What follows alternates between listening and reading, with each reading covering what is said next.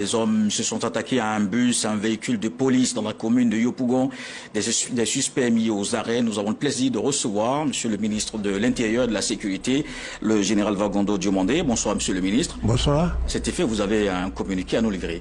Oui, tout à fait. Dans la nuit du vendredi 1er au samedi 2 août 2025, aux environs de 23 h, la commune de Yopougon a connu des moments de violence graves ayant entraîné l'incendie d'un autobus de la Sotra et la destruction d'un véhicule de police.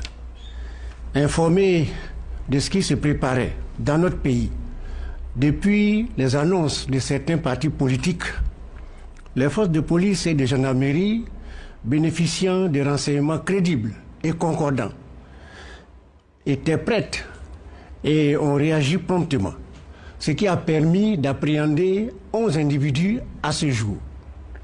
En raison de la gravité des faits, dont l'objectif de leurs auteurs est de créer la psychose au sein des populations quelques mois avant les élections présidentielles, le ministère de l'Intérieur et de la Sécurité a décidé de communiquer afin d'enlever tout doute dans l'esprit des concitoyens et des partenaires de la Côte d'Ivoire.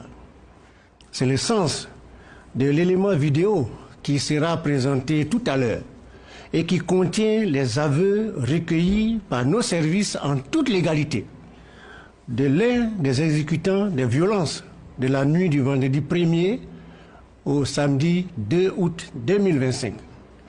C'est le lieu d'indiquer aux Ivoiriens et aux populations vivant en Côte d'Ivoire que les forces de l'ordre ivoiriennes sont aujourd'hui organisées et bien formées. Elles disposent en outre de moyens tant humains que matériels pour anticiper les événements ou les gérer dans le respect des droits de l'homme.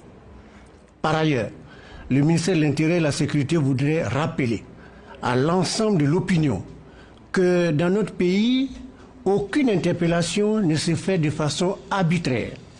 Le ministère assure de la judiciarisation de tous les délits, mettant ainsi fin aux vagues d'exécutions sommaires et arbitraires que notre pays a connues à ces heures les plus sombres.